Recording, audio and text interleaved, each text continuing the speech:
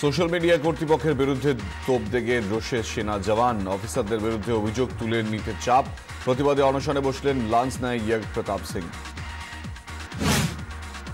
পাকিস্তানের মাটিতেই গর্জে উঠল পাশতুনরা এবং পাক সেনার বিরুদ্ধে অত্যাচারের অভিযোগ। সন্ত্রাসী উস্কানি দিচ্ছে বাহিনী, চাপা ক্ষোভ থেকে আন্দোলনের হুঁশিয়ারি পাশতুনদের।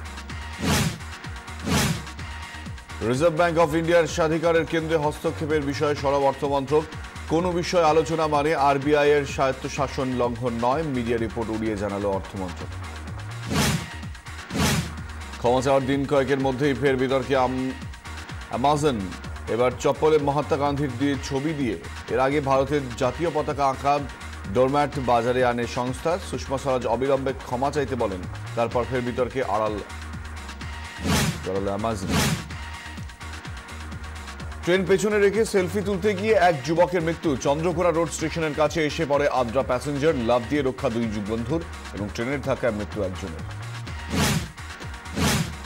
মাতলামের প্রতিবাদ করে আক্রান্ত থ্যালাসেমিয়ার রোগী।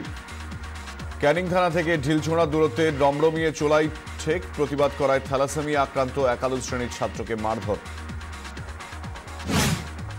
বীরভূমের ইলামবাজারের ভয়াবহ পথ দুর্ঘটনা, 5 জনের মৃত্যু। কেন্দুলির মেলা থেকে ফেরার পথে ব্রেক ফেল করে যাত্রী বোঝাই বাস, পরপর দুটি গাড়ি এবং পথচারীদের ধাক্কা মারলে দুর্ঘটনা। হোমের অব্যবস্থা নিয়ে বারবার অভিযোগ, বহুবার সরব, তবু ফল না হওয়ায় হোমের মধ্যেই বিষ খেয়ে আত্মহত্যার চেষ্টা 4 আবাসিক তরুণীর। কোচবিহারের বানেশ্বরের শর্ট স্টে হোমের ঘটনা, কোচবিহারের এমজেএন হাসপাতালে ভর্তি 4 জন। গঙ্গাসাগর থেকে অসুস্থ যাত্রীকে এয়ার অ্যাম্বুলেন্সে উড়িয়ে আনা হলো হাসপাতালে। মকর সংক্রান্তির মেলায় এসে অসুস্থ উত্তরপ্রদেশের 62 বছরের গঙ্গা প্রসাদ। মুখ্যমন্ত্রীর উদ্যোগেই এয়ার অ্যাম্বুলেন্সে আনা হলো এনআরএস হাসপাতালে। প্রায় 7 মাস পর ফের চালু হতে চলেছে দুর্গাপুরের কাজী নজরুল ইসলাম বিমানবন্দর। এ মাসের শেষ সপ্তাহেই যাত্রীবাহী বিমান পরিষেবা শুরুর সম্ভাবনা।